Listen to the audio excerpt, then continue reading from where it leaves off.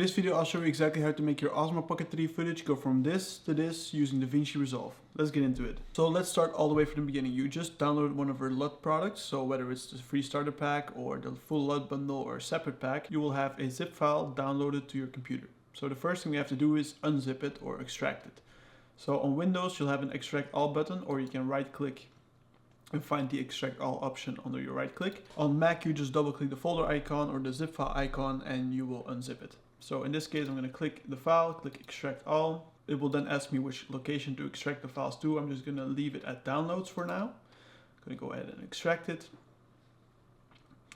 It will extract all of the different folders and it will open it for us, so we can close this one. We can then go into the unzipped LUT bundle and you can see all of the folders that it includes. And we have 9 different packs, but we have 10 items because we include our log to Rec 709 folder, which has the conversion LUTs for many of the popular cameras, and we continuously add to it when we get a request for like a different brand that we don't yet include. So the most important one in this video is going to be the DJI Osmo Pocket 3 D-Log M conversion LUT that you can find in this folder. And then you also have a folder for every one of our LUT packs. As you can see, I have DaVinci already open in the background. We are going to need this screen, so I'm just going to minimize it for now. And we're going to go into DaVinci. As you can see, I have this shot, which is shot in normal color mode on the Osmo Pocket 3. And then I have this shot, which is D-Log M, and this shot, which is also D-Log M. So I'm going to show you for both normal color mode and the D-Log mode how it works. So we're going to start. We are now in the Edit tab. You might also be in the Cut tab. What you're going to have to do is go into the Color tab. And then the first thing we need to do is import our LUTs, because otherwise we can't use them. So we're going to head over to the left top side of our screen where you can see LUTs and click that little icon. And as you can see, right now I have no LUTs in DaVinci Resolve. So you right click the folder LUTs and click Open File Location, which will bring you to the location where we need to import all of our LUTs. So we're going to click on the map icon again and open where we unzipped all of our files. So all you need to do is select all of our LUT packs and paste them inside the LUT folder of DaVinci Resolve. And that's it. Now they are in DaVinci Resolve, and as you can see, they're not there yet, but when we just simply right click and click refresh, you can see they all load in. So let's start with our clip that is shot in the normal color mode. As you can see, you'll have one node already set up, and if you don't want to make any adjustments, you only need one node really. If you do want to make extra adjustments, I recommend making an extra node to make all of the changes. If you really want to make it organized, you can, for example, separate exposure and white balance into different nodes. I won't get into that in this tutorial. I'm just trying to show you how to use our LUTs the simplest way possible. So you have this clip, you have a singular node, and you want to apply one of our LUTs. So I'm going to head into one of our folders. Let's go into Travel Look. And when you scroll over all of these different LUTs, you'll see a preview, and you'll see you can scroll through the clip in the preview as well. So let's just go with this one. I'm just going to double click it to select it, which is now applied to the node. As you can see, the LUT on this clip is a little strong. It's not horrible, but it's a little strong in my opinion, so I'd like to change the intensity. I'd like to lower it a little bit so the effect is less harsh. To change the intensity in DaVinci Resolve, you're going to head over to this icon. As you can see, if you leave your mouse, it says key. That's the one we need, so we click that and you'll get this little section. And what we need to change is our gain in key output. So right now it's at 100% or 1. And let's say we want it at 65%, which would be 0.65.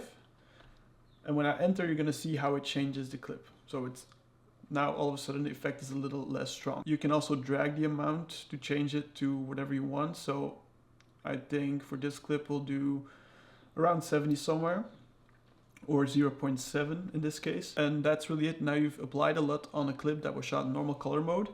Of course, I've not done any other adjustments, which if you want to fine tune your clips and you want to get the best results possible, I always recommend you fine tune the exposure, the highlights, the shadow, the contrast, all of that, which in this clip I will not get into. This is just to show you how to use our LUTs and how to apply them effectively. If you want to see the before and after, you can head over to this little icon on top of your video, which is like a sort of color symbol, and you can click it to turn it off. So this is what the shot normally looked like, straight out of the camera in normal color mode. And when you click the icon, boom, that's what one of our LUTs applied. In this case, it's Travel Look 23 that we applied. So now let's head over to our next clip, which is in D-Log M. As you can see here, you also just get one node, but we're gonna need a second one because we need two steps. We need to convert from flat to normal looking colors, and we need to apply a LUT that we like, so a look that we like. So I'm gonna right click and select Add Node and click just Corrector, and then change this line and this line. Now that we have two nodes, the first node is where we're going to apply our conversion LUT. So we're going to select it and head over to Logs to Rec 709 folder, and we're going to find the DJI Osmo Pocket 3 D-Log M conversion LUT. So we're going to select that, double click it to apply it to our clip, and now we are going from D-Log M to normal looking colors. Now we can select our second node and we can go into, let's say, movie looks, for example.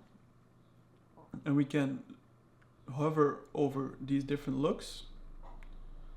I like this one, it's a little strong, but again, you just double click to apply it, and we are already in the key screen, so we can change the output, the gain, and I can change it to a percentage that I like more. So let's do 75, around there.